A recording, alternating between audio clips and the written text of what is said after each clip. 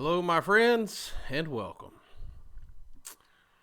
It is 5 p.m. on May 31st, 2019, and this is the second annual Labor Smart shareholder update that we've decided to do on YouTube, and I kind of like this format.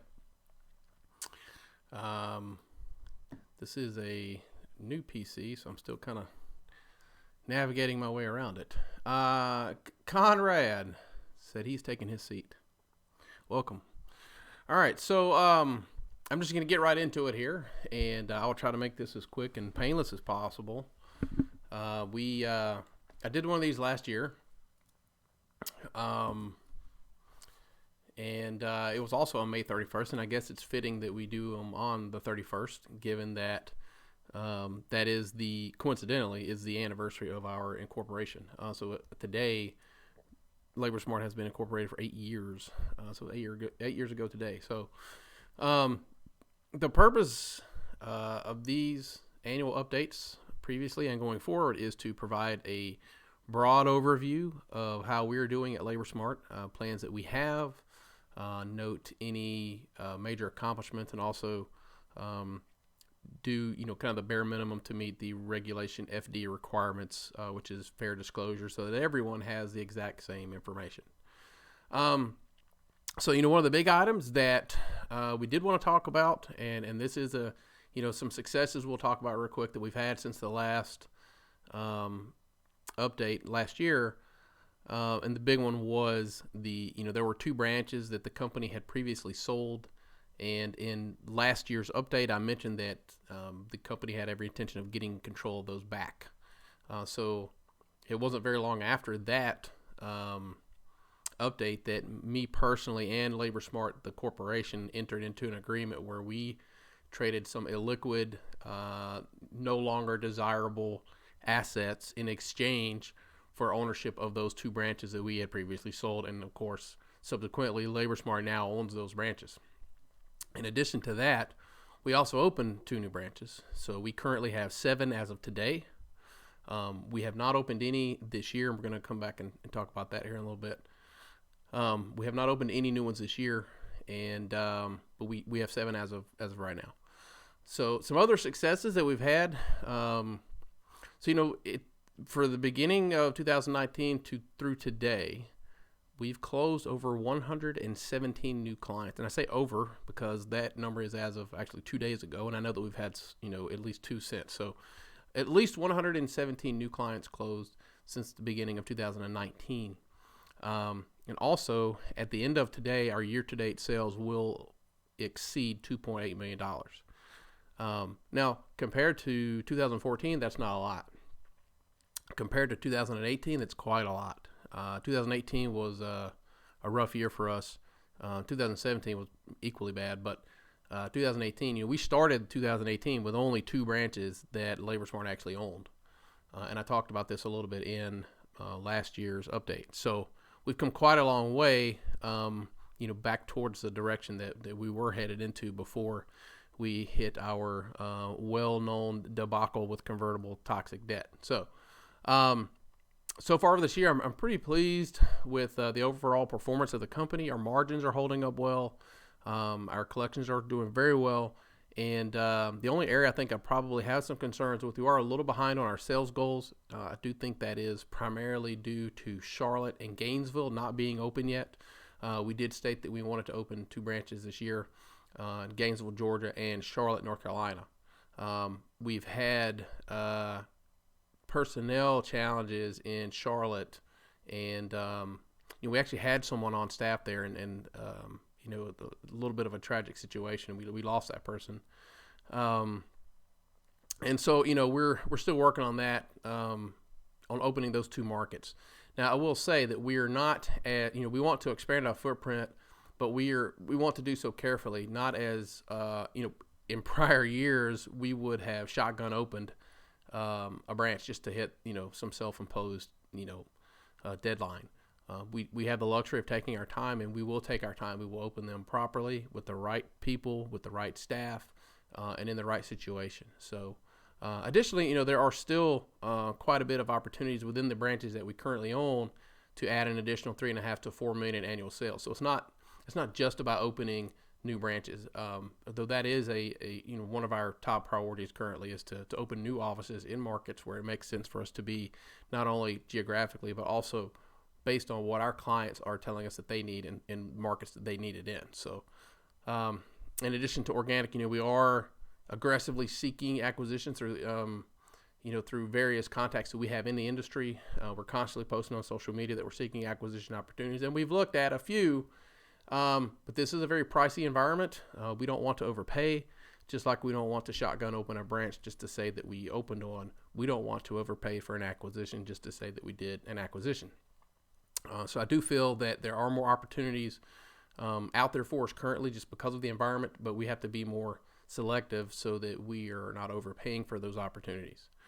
And it's also worth noting that we recently, last year, we talked about, kind of our plan as it relates to licensing the brand and helping third parties open Labor Smart branches and expanding that. So we set out to build a group of licensees that we could partner with to open new branches.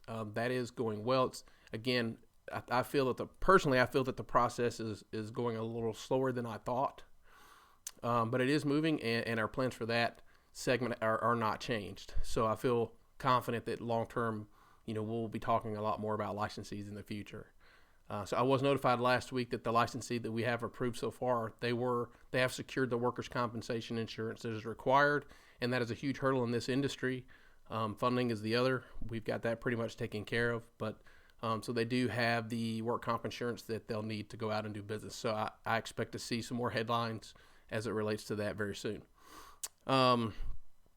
Let's see. Okay, that's kind of it for the business. I do want to let me just surf over here. Sid is in the house, 2 million in 1 year. Yeah, well, we used to do 20 million in a year. So you got to take that in perspective, Sid. All right, so let's talk about our debt real quick. So we do have one convertible note remaining, and this one is going to be a doozy. I don't want to go into any details, but the face value is a little less than $500,000. It is going to take some time to put together that amount of cash. Paying off that note is pretty high up on the to-do list for the next 12 months. And I've talked about this before about how important it was, for us to eliminate convertible debt. This particular note is the last one.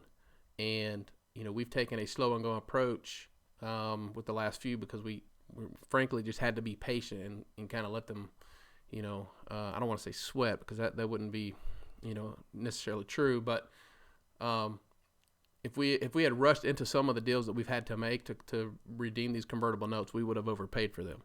And, so we have taken our time with them. The last one I posted this on Twitter. We owed them $32,000. We settled it for $18,000. We've been talking with those guys for a while. So, sometimes you got to be able to walk away and say no and, get a deal done. This particular one, the issue, frankly, is just how many amount of cash it's going to take to settle that. Now, I don't expect that we're going to pay full value for that note once I have someone messaging me. Apparently my chroma key's no good. Paying off that note is going to, I don't think we'll pay full value for it, but we're going to have to come up with quite a bit of cash to get that taken out. So that is, I think one of the top priorities for us, for the next 12 months. And I do expect that we'll have, some solution to that situation in the next 12 months.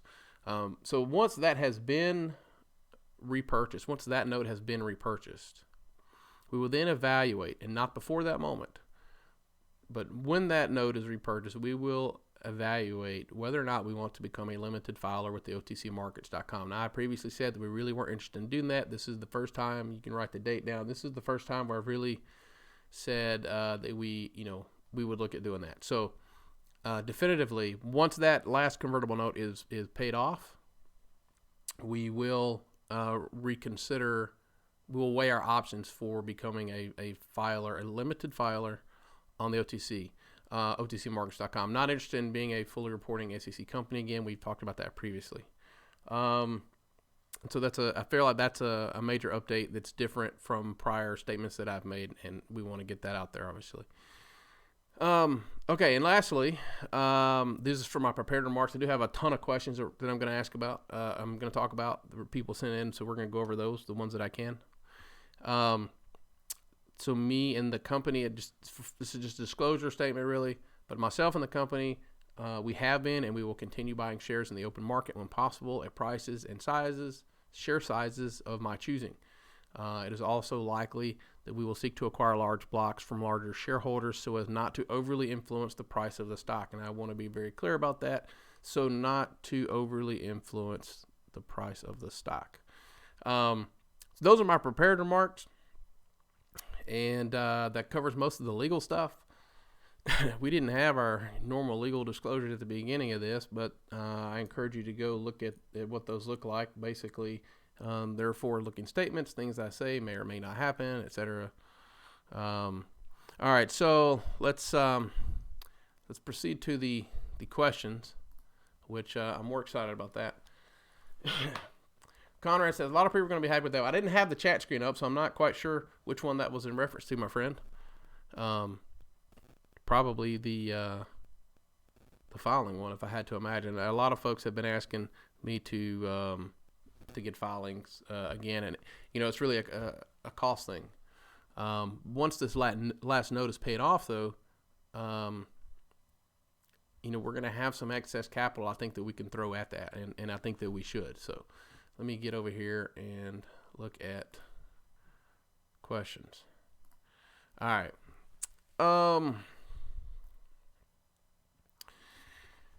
Okay, so this gentleman is a co-owner. He's been following Twitter. This is actually more of a suggestion than a question, right? So I know you test the idea of reverse split, but I believe a small reverse split like 1 to 10 or 1 to 20 if done with good intention will help the company dearly. Okay. Yeah. The thing about reverse splits, I mean, they can serve a purpose. Okay. I don't feel that it would benefit the company, myself, or the shareholders in any significant manner. It would allow the stock price to move up probably much easier. However, I think percentage-wise, you would run into larger challenges at higher levels. As it starts moving up, you're going to have, yes, the share count might be smaller, but the dollar amounts are going to be, at least the same.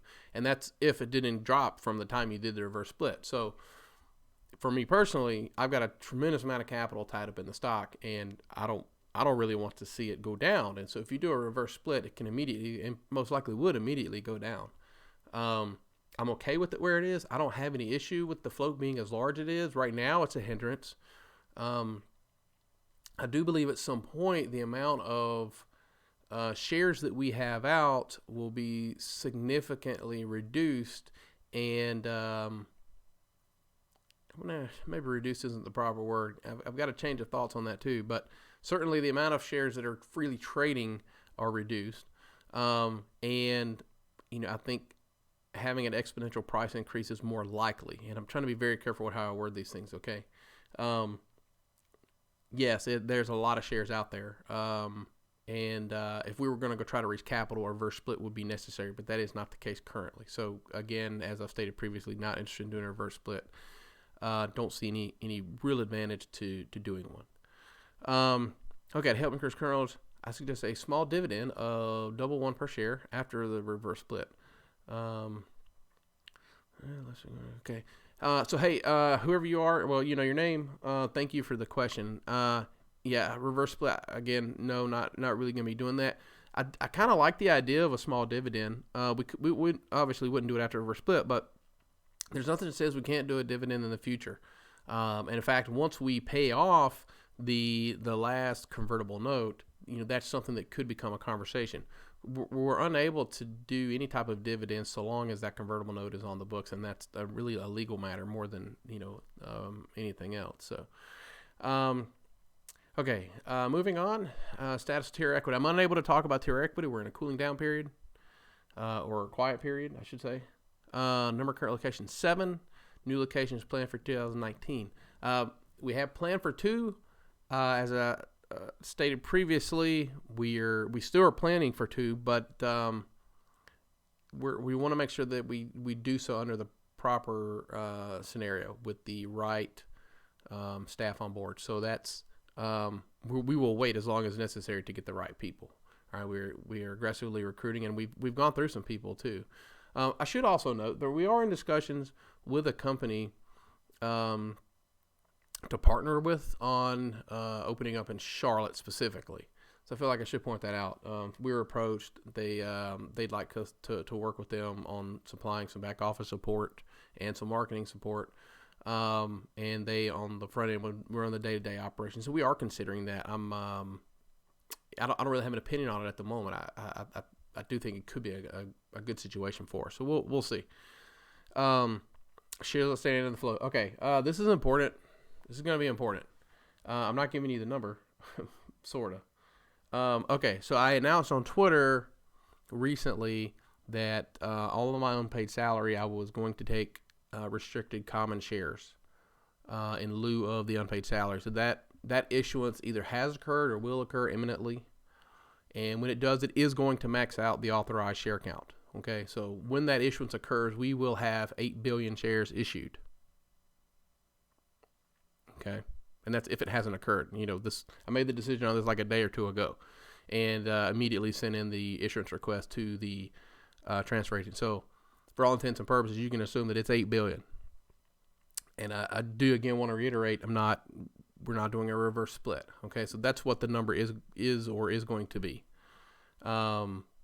within the next probably 72 hours. If it's not 8 billion now, it will be 8 billion within the next 72 hours. Okay, so debt. I talked about debt. When will you go on full-fledged expansion? I put out a document on Twitter. I think it was called Vision 2025. I think I called it, and it was basically a spreadsheet that lists out kind of the sales targets and branch counts running into 2025. I think that there's a substantial opportunity to grow organically, and if we find a good acquisition opportunity, cool, great. Let's do that. But I think we can build it around organic growth. And, if you look at what I put out there, it's got us at 2 this year, 4, and basically doubling every year after, in terms of new branches. I like that. And, that is the expansion schedule that we are attempting to execute. And I feel pretty good about it at this point in time. Any acquisition in the pipeline?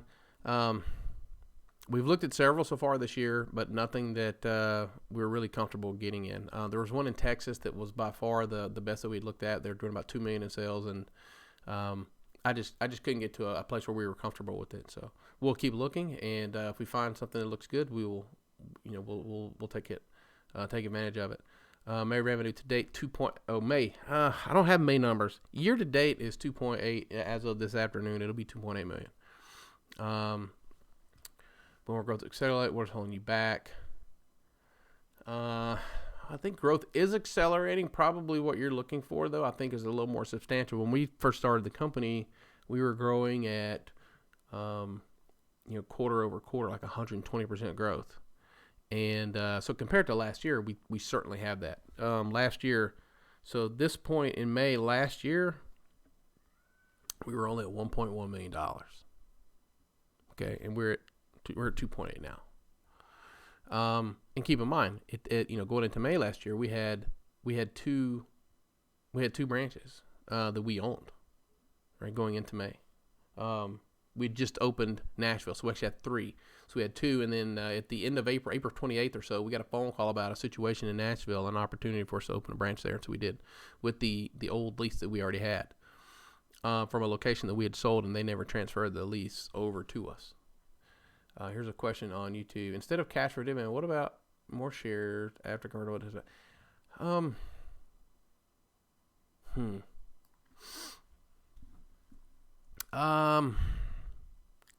Yeah, I think you run into the same thing where we've already got a lot of shares. I would rather do that as a cash dividend if I had to choose. I know most, in the OTC, most CEOs say, oh yeah, let's give them shares, because they're shares. It's not like it's cash out of the pocket, but I would rather do a cash dividend over a share dividend, or maybe a a preferred share dividend that pays an annual rate or something out like that. But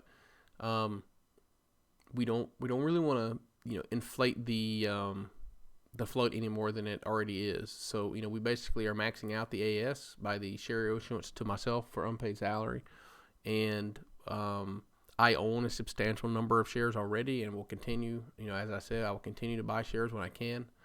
The company owns a significant number of shares as well of itself, and those shares are sitting in treasury. They are included as part of the issued shares until they are retired.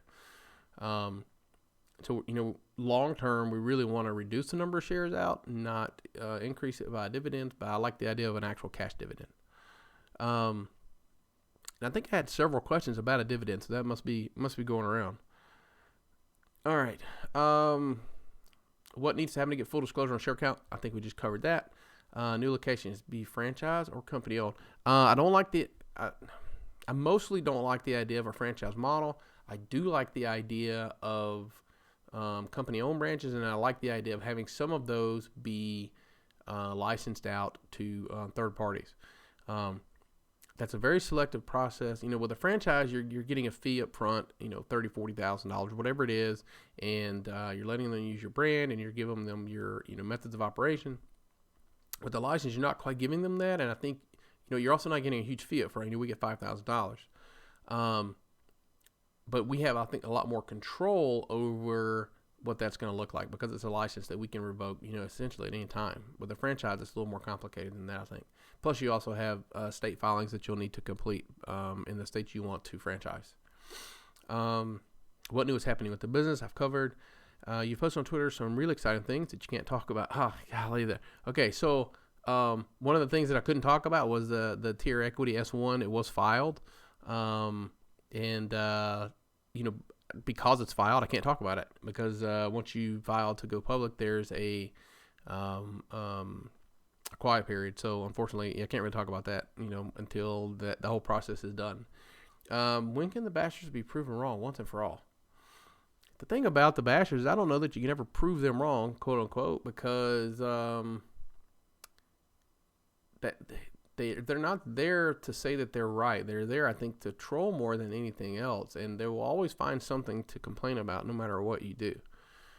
We've eliminated a ton of debt. We've bought back a ton of shares, and you don't see 0001 OTC companies do that, and you will not find a basher go on there and say, yeah, well, this guy stinks for this reason here, but he also did this, so that was really cool. No matter what, they will have something to complain about. They will have some reason to bash. So I don't think you can ever really prove them wrong, unfortunately. Thank you for your questions. Here are my questions for tomorrow's live stream. What are Labor Smart's plans for dividends? Oh, so there's another dividend question. Yeah, I like the idea of a cash dividend, not a share dividend. Not until that's really not something we can talk about until the convertible note that we have left open is paid off. Are there any plans to have financial statements prepared for review, potential additional investment?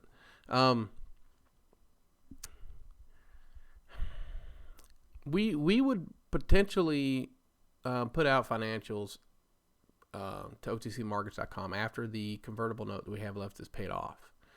But I don't know that we would do so with the intent of raising additional investment capital, like from investors. LaborSmart is really not trying to take in new money. Like, we're not seeking fresh capital from outside investors. Okay, and that's to do so would almost certainly require a reverse split, which we just aren't going. We're not going to go down that road. Any plans for using an app for clients to order labor from the company? Man, this is a great question. Yes, we do have plans for it. It's very premature. There was a time where we had an app called SkillCore, and it was part of a deal we put together with TempBuddy, where we had paid for a license, and they let us use their back-end technology, but then we sold our stake in that. They got sold to another company, a little complicated situation. But in any case, we're kind of starting from scratch on that front. Yes, I think that to stay relevant, we will have to get an app for clients. We're already working on something for workers where an employee can apply online just via their phone. Just an app. It's an app application, employee application. So we are working on that through a portal provider. where we would just license it and white label it. What is our current progress on share structure? Gave that out. Where are we to most likely expand in the near future? So Charlotte in Gainesville, we've talked about. There has been some discussion on Kansas City, Kansas. Now, we have an office in Kansas City, Missouri, which, by the way, is doing very well. There's been some discussion about Kansas City, Kansas. We were recently talking with someone about Orlando, Florida. And in fact, I felt like we were ready to go there, and we even had it up on the website if you caught it. Orlando, Florida, coming soon, was on the website for about 24 hours. And that was really happenstance. We weren't really looking to go there, but we had an inquiry, and it just made sense. So, and then Charleston, South Carolina, and Greenville, South Carolina have also popped up as markets that we might look to get into in the very near future. So those are probably the ones that are most close, I guess, timeline-wise, where, we'd be looking for those markets. Long term, it's a nationwide project. We're talking about, over between now and 2025, I think we're, several hundred offices is what's in the cards, and that's, it's a nationwide footprint. Are there any new investing platforms that will now or soon allow people to purchase Labor Smart shares? None that I'm aware of. Again, unless you're buying them from the open market, that's really the only place that you can get the Labor Smart shares, or another Labor Smart shareholder. You can do a private transaction like I plan to do for some blocks at some point. That's really it. There's plenty of shares available, on the open market. True to Jesus, which I believe is Sid Harris, if I had to guess, says, with the AS maxed out, can more shares be bought on the open market with the AS shares? Yeah, absolutely. Well, the idea is that, so, we haven't issued new shares since 2016, okay, save for these ones that we are in the process of issuing to myself. There hasn't been a new share issuance since 2016. And, obviously with this issuance maxing the AS out, it's not even possible to issue new shares. So, I hope that answers the question. The company and myself, again, will continue to buy shares on the open market as we can, as we're able to, not just financially, but also legally. There's certain time periods where I don't feel comfortable having myself or the company go out there and, you'll see me tweet from time to time, hey, here's something, #RegFD. We're putting information out there. The SEC doesn't like it when insiders are buying stock in their company. They really don't like it when it's a dark OTC 000 stock, okay? So, we are kind of going, I feel, in my opinion, above and beyond to at least, say, hey, here's information that we feel is relevant. And, I do post those things. And we do have events like this one, for example, where we put out information that I feel is potentially, material. And I never want to be in a position where I have to explain why I was buying stock in the company, okay? So, we do put out the information in a very bland manner because I'm not trying to pump the stock either. So, I hope that answers the question. So I guess, here's 4 more. Sorry. Okay. Update on current business outlook, expansion plans. Expansion plans I've already talked about. Business outlook. The economy right now is really firing on all cylinders. I feel pretty good about everything that we are seeing. May for us was actually like on a apples to apples basis was a little bit slower than April. And I find that interesting because May is usually a gangbusters month. So, we are going to watch June carefully. I don't really think much of it at the moment. I'm not freaking out about it or anything. Could have just been an anomaly. We've had almost every month just been, month over month growth, year over year growth. It's been amazing. All right. The economy is amazing. So, I'm not going to get overly excited, but we are going to watch carefully, see what June looks like. And, if we need to temper our plans, then we will. The cool thing is we went through this period of getting our teeth kicked in, frankly. And, we rolled with the punches quite a bit. and we got to a place where we could stabilize, and so we did that, and then we started moving into not just stabilizing, but progress by paying off some notes, buying some shares, and moving things forward. Then we started opening up some branches, buying back some branches that we had sold. So, if we were opening 5-6 branches a month like we were, in 2014, yeah, I might be a little more concerned about any kind of dips in the economy. But, right now I feel pretty good about the overall business outlook and how that affects us. And, if the business environment does change, we will adjust. Update on toxic debt, we've done that. Update on stock buyback. I'm not going to say how many shares the company has bought, but to say that the company has bought and will continue to buy. And, you can look at the tape and see that there's not, nobody's come in and bought 1 billion shares in one day or anything like that. So, it's been very methodical, slow and steady. And that is the acquisition program that we have together for acquiring those shares. It's very slow, very steady.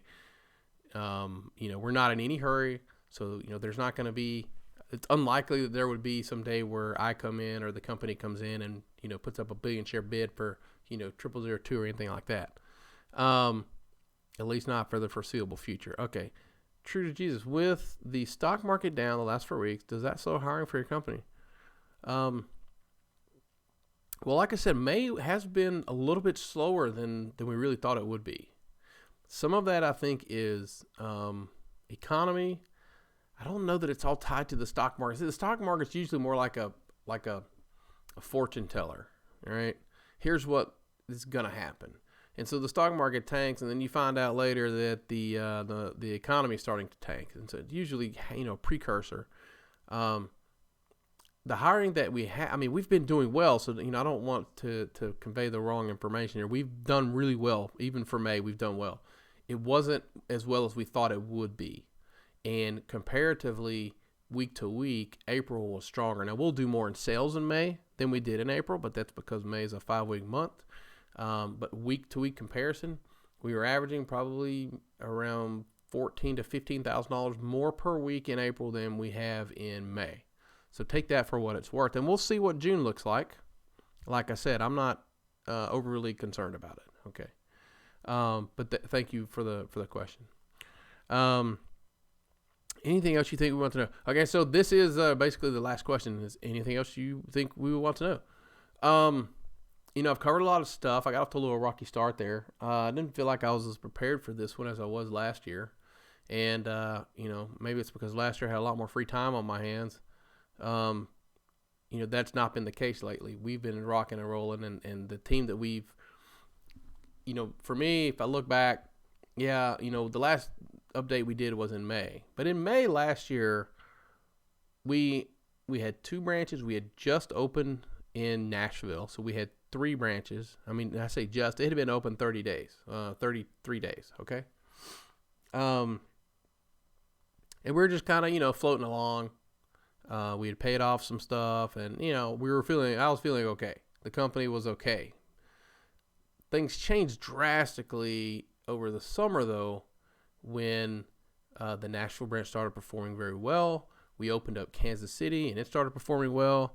We've just been firing on all cylinders, and I personally was in sort of a maintenance mode up to that point. I think, I think more in a very risk averse stance, just concern.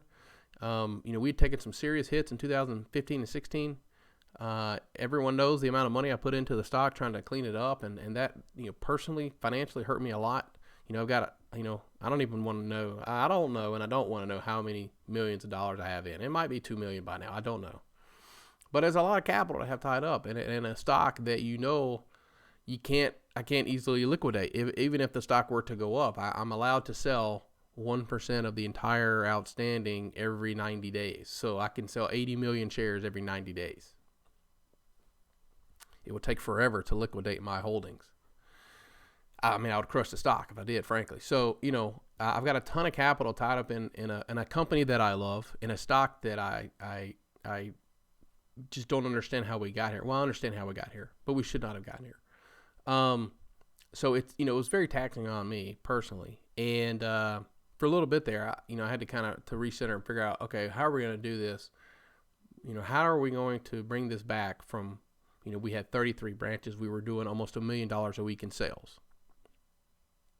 How am I going to bring this back after I've taken a substantial amount of resources and pushed it into the stock? So I don't have access to the, if I still had that cash, I could, we could grow up real fast with $2 million in cash. I could, we could go do some acquisitions, open some branches, no problem. But I don't have that cash. It's stuck in the stock. So, I had to really take a long, hard look at how are we going to come back from this with the 2 branches that we have. And we are fortunate and blessed that we have come back as quickly as we have. I'm very excited about the numbers that we're putting down. I believe we will hit the numbers for this year, and I think we may even exceed them. I'd love to see us push $9 million for this year.